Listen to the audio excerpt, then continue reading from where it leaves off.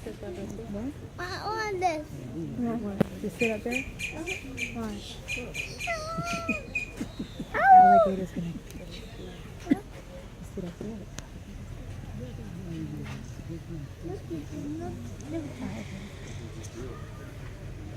See, it says, look here. It says, beware. That's what it says. See, it says, caution. Please keep children off the fence. Stop. You see it moving? Stop, no. Here, baby. Okay. I'm not a baby.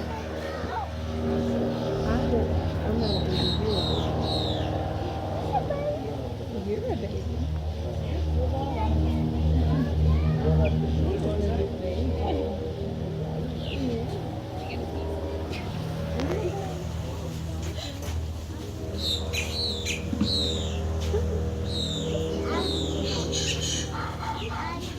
All right, guys, how was the airboat ride? Any alligators? Yeah. I hate those things that give you the creeps. All right, guys, before I forget, after the show, if anybody's interested, Caroline will probably come out of that door. She has a baby alligator. If you'd like to hold it, take a picture with your own camera. She charges you $5. It's kind of a cool touristy thing to do. I say save your money. I'll let you hop in the water, grab a couple of those big ones for free, especially the kids. You save on pictures, we save on food, everybody wins. Mom and dad save on food, tuition, clothes, weddings. Still get a sweet tax break if you don't tell anybody. Benefits are pretty much it. Now, before we get started, I do want to explain a few things about these alligators we use in our gator shows. All the gators you see in this bit are what's known as nuisance alligators. That means they all come from someone's backyard, pond, canal, swimming pool, came off a golf course, ate the neighbor's dog, something like that. You have a nuisance alligator, a trapper will be called out. Hopefully for you, he catches and removes the alligator. Whether he's 3 feet or 13 feet. So out in the middle of the swamp, you gotta realize there's no refrigeration, there's no AC, there's no coolers.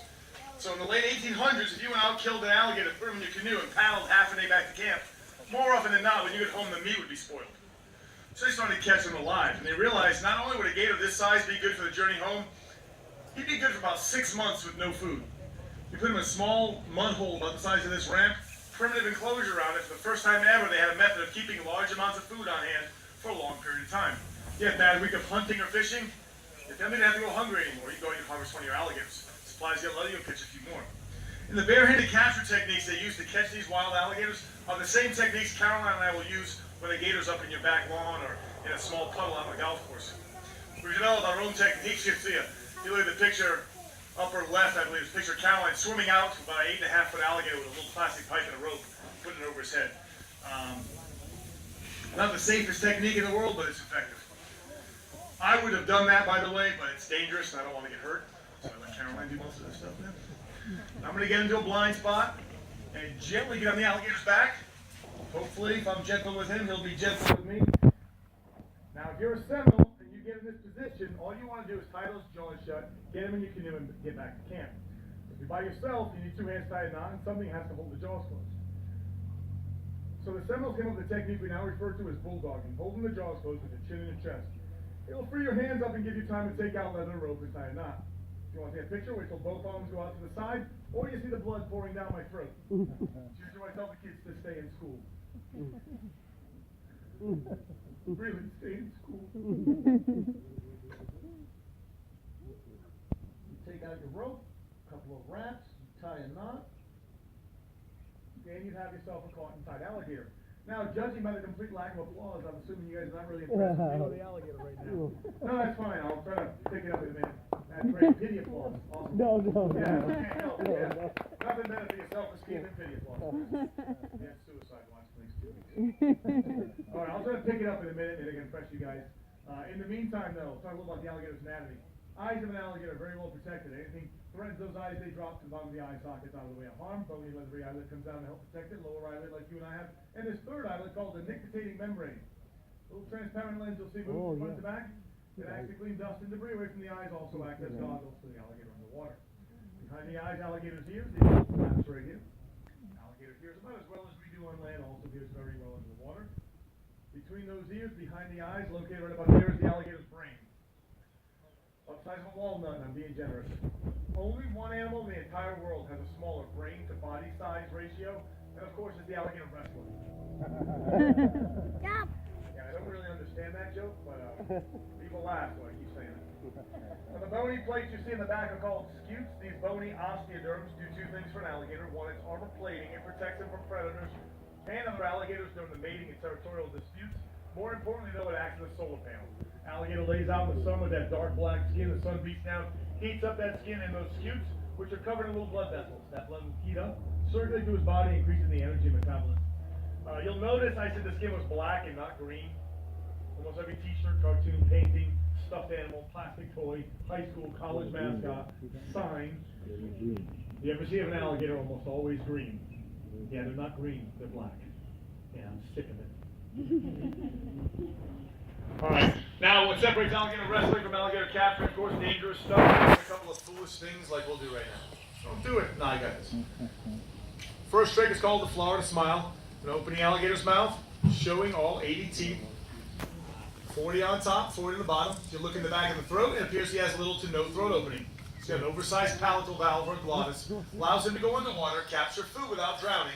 He'll usually then surface above the water to swallow that food. Oh, he wakes up too, great. All right, last trick we're gonna do is what's called the face-off. Because if I mess up, not really that funny. Also goes to show you what a bachelor's degree in psychology is now worth from the University of Massachusetts. Parents wasted a lot of money on college, so like the fact I told bad jokes about it in the gator pit all day. My dad's just trying to get his money back, and trust me, it'll never happen. You know, without me, you'd be a suitcase, right? A pair of boobs. You understand what I'm saying? You'd have Prada six much belly. You get that, right? As long as he knows that's probably pretty safe. Now, these guys are pretty lethargic today because it's cold out, and I don't mind that. All right, here we go. Hey, I just said you were very lethargic, so you make me look stupid right now. Okay. Okay, just follow the script, son. That's all we need. Not looking for any show mode. Just follow the script. Okay. You know, the suitcase thing can still happen, my friend. I make one phone call, you're full of zippers. You can be in checked baggage by next Thursday. It's a joke, I love it. Not like that, like a brother. All right, try this again.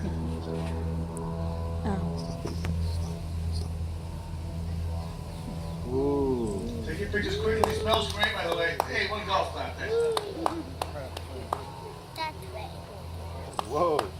Yeah, love my keys. Get off the alligator. That is the best part of the show for me, probably for him too.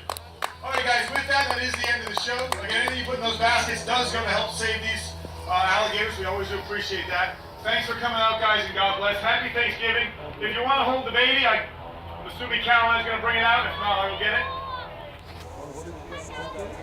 God bless, guys. Look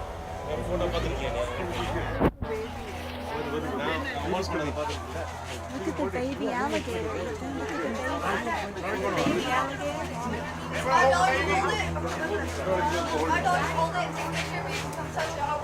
Touch the baby alligator. Honest, no one on